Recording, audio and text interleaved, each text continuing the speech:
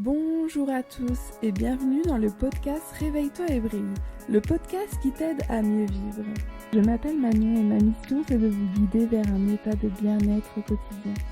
C'est de prendre soin de votre énergie et de vous voir briller. Passons ensemble de l'inconscient au conscient. Réveillons ensemble notre pleine puissance. Aujourd'hui dans ce nouvel épisode, nous allons parler du sens de la vie. Vous vous êtes déjà réveillé un matin en vous demandant quel était le sens de votre vie, qu'est-ce qui comptait réellement pour vous et pourquoi ce sentiment de vide au fond de vous. Êtes-vous vraiment à votre place? Et nous sommes nombreux à éprouver le sentiment que nous sommes loin du compte, que nous ne sommes pas pleinement nous-mêmes ou que l'on ne donne pas tout ce que nous avons à donner. Alors comment mettre plus de sens dans sa vie? C'est ce que nous allons voir aujourd'hui. Comme d'habitude, si le podcast te plaît, le meilleur moyen pour m'encourager et me soutenir dans ma démarche, c'est de laisser des petites étoiles ou un avis. Je te remercie par avance. Pour moi, il n'y a pas un côté de la vie ratée et de l'autre, celle qui n'a pas de sens. La vie, elle a bien trop de sens pour avoir du sens. Et je pense que parfois, on peut vraiment se rendre malade à vouloir absolument trouver le sens de notre vie en oubliant que la vie elle-même a un sens. En oubliant qu'il y a du sens dans toutes ces petites choses de la vie quotidienne. La vie, elle fait mal aussi longtemps qu'on veut lui imposer un sens. La tordre dans une direction ou dans une autre. Si pour toi la vie elle n'a pas de sens, tu ne trouves pas de sens à ta vie, c'est ok. C'est juste qu'elle en est elle-même déjà le sens. Le sens de la vie, c'est surtout d'habiter le moment présent, d'être en cohérence avec ses valeurs et ses aspirations. C'est de vivre une vie consciente, c'est de passer de l'inconscient au conscient.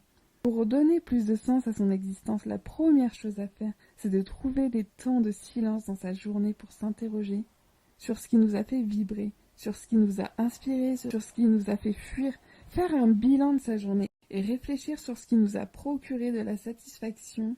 Ça nous amène au quotidien à réfléchir sur ces choses qui rallument notre flamme.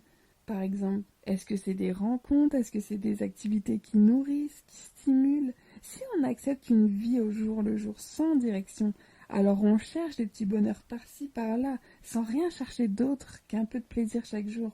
Et c'est peut-être ça, justement, le sens de la vie. L'important, ce n'est pas ce que nous attendons de la vie, c'est ce que nous apportons à la vie. Et il y a une étude que j'aime bien, qui a été réalisée dans un service de soins palliatifs auprès des mourants par une infirmière, Bronnie Ware. Elle a posé une question aux centaines de personnes en fin de vie, avec qui elle a travaillé pendant plusieurs années. Quel était leur plus grand regret? Qu'est-ce qui permettait de donner vraiment un sens à sa vie? Et le top 5 des réponses, c'était n'avoir pas vécu la vie qu'elle voulait vraiment, ne pas avoir assez dit à leurs proches qu'ils les aimaient, avoir trop travaillé, avoir perdu de vue certains proches et ne pas avoir fait ce qui pouvait les rendre heureux. Finalement, c'est toutes des petites choses de la vie quotidienne qu'on néglige très souvent. Il faut identifier ce qui compte pour toi, les actions qui te permettent de te sentir bien. Et comme on dit, ça peut être juste des petites choses, parce que ça te permettra de trouver ce que tu aimes être et de ressentir ce que tu aimes ressentir. Tu te sentiras plus en cohérence avec toi-même et tu arriveras donc à trouver plus de sens à ta vie. Et je me suis rendu compte à un certain moment que ça me faisait plus de mal de vouloir absolument trouver un sens à ma vie que trouver plein de petits sens dans la vie quotidienne. Et c'est ça sûrement qui font le grand sens de notre vie, d'aller chercher du sens dans toutes les petites choses quotidiennes que tu fais, d'aller chercher ce plaisir. Et c'est ce plaisir qui donnera du sens. Donc voilà, s'il faut bien retenir une chose pour moi, c'est qu'il ne faut pas se prendre la tête avec cette phrase. C'est qu'il ne faut pas se tuer à trouver un sens à sa vie. Parce que des fois, ça nous fait plus de mal à chercher le sens de sa vie que la vivre en elle-même. C'est la fin du 11e épisode. Et si tu écoutes ce message, c'est que tu es resté jusqu'au bout, alors merci à toi. Et cette semaine, j'aimerais remercier Philippe pour son petit message. Merci pour tes douces paroles et tes conseils qui me sont très précieux. Je me régale à t'écouter. C'est trop mignon. Merci beaucoup. Merci. Ça me touche beaucoup. Merci. Et comme d'habitude, s'il y a un sujet que tu aimerais que j'aborde en particulier, n'hésite pas à venir me le dire sur Instagram. Ça me fait énormément plaisir d'avoir vos retours. Je vous dis à la semaine prochaine pour un tout nouvel épisode. Prenez soin de vous.